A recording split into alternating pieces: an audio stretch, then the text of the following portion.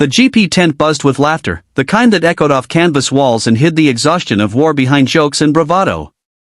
A group of young Marines had just finished a long patrol, mud still clinging to their boots, when an old man limped in, gray hair under a faded cap, his jacket lined with dust and old patches. "Hey old-timer," one of the Marines called out, smirking as he cleaned his rifle. "What's your rank, Grandpa?" The tent erupted in chuckles. But the old man didn't smile. He placed a small metal tag on the table, a tag with a name every Marine had heard in legends but believed to be long gone. The laughter died instantly. Silence fell so heavy it felt like the air itself froze. "Son," the old man said quietly, his voice steady and deep. "You're looking at the man who led your fathers through Fallujah." The young Marine's grin vanished. Around him, others straightened in shock. The tent, moments ago filled with jokes, now stood in reverent silence as history itself walked among them. The desert night had been merciless. The 3rd Battalion of Marines, stationed in a forward base on the edge of nowhere, were trying to find warmth in the chill wind blowing through the GP tent. They were a mix of young men, fresh out of training, eager to prove themselves, and a few grizzled sergeants who'd seen just enough to stop smiling at danger. Then he appeared, an old man in a weathered field jacket, his limp noticeable but his posture straight. Nobody knew how he'd gotten through security or why he was here. He just walked in quietly, as if he belonged. Corporal Dean, the loudest in the tent, grinned. "Didn't know we were hosting bingo night," he said, nudging his buddy. "You lost, old man?" The stranger looked around calmly, his eyes sharp, scanning every face. "No," he said. "I came to see the Marines. The new generation." Dean laughed. "Well, you found them. I'm Corporal Dean, 3rd Battalion. So, what's your rank, sir?" His tone was teasing, his voice loud enough for everyone to hear. The old man smiled faintly. "Retired," he said. "Retired what?" Dean pressed, his grin growing wider. "Janitor? Cook?" The tent broke into laughter again until the man reached into his jacket and pulled out an old, scratched name tag. The letters were faded, but still readable, Lieutenant Colonel James Hawk Harlow. The laughter stopped. The name was a legend, the man who'd led a near-suicidal mission during Operation Phantom Fury, rescuing over 24 pinned-down soldiers from certain death. Stories of his bravery had been told in Marine training for years. Dean's mouth fell open. You're Hawk?" The old man nodded. "Used to be." A long silence filled the tent.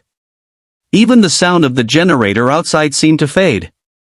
The Marines, once laughing, now stood like schoolboys caught misbehaving in front of their headmaster.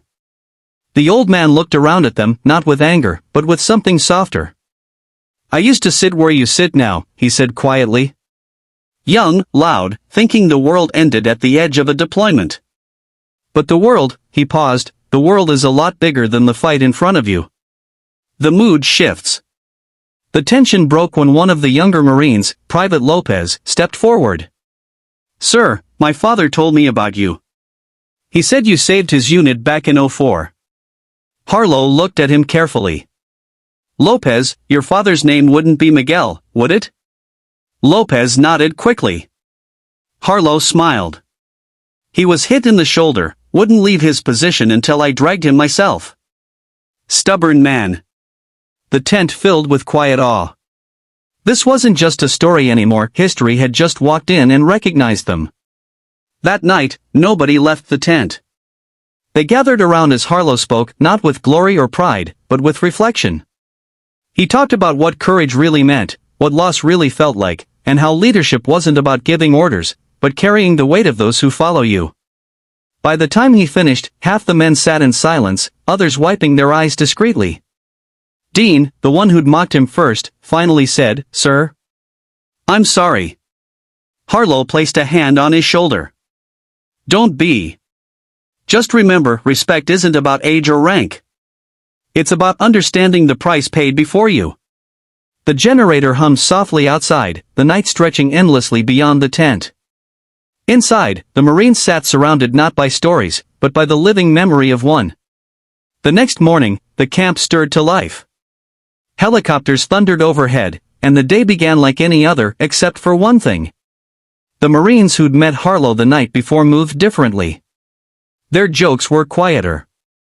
Their eyes sharper. But when they went to look for him, the old man was gone. His cot, untouched. His jacket, folded neatly. Only a small envelope lay on the table, addressed to the Marines of tomorrow. Dean opened it slowly. Inside was a single letter written in firm, careful handwriting. To the young men carrying the torch. You don't have to be fearless to be brave. You don't have to be perfect to lead. You just have to stand when it matters. And never forget those who stood before you. Lieutenant Colonel James Harlow, Ret. Beneath the letter lay something else, a worn-out rank pin, the silver eagle of a colonel. The room fell silent again. Dean picked up the pin with trembling fingers. He left this for us, he whispered. That evening, they held a quiet formation outside the tent. No orders, no ceremony, just a salute, each Marine raising their hand in respect toward the horizon where Harlow had disappeared. From that day forward, something changed in the battalion. The jokes were still there, but so was the discipline, the pride, and the silent promise to honor the legacy of those who came before. And as for Dean, he carried that colonel's pin in his breast pocket every mission after that. Years later, when he became a captain himself, he kept it still, not as a reminder of shame, but of humility and respect. Because once, long ago, an old man walked into a tent and reminded the next generation what it truly meant to be a Marine.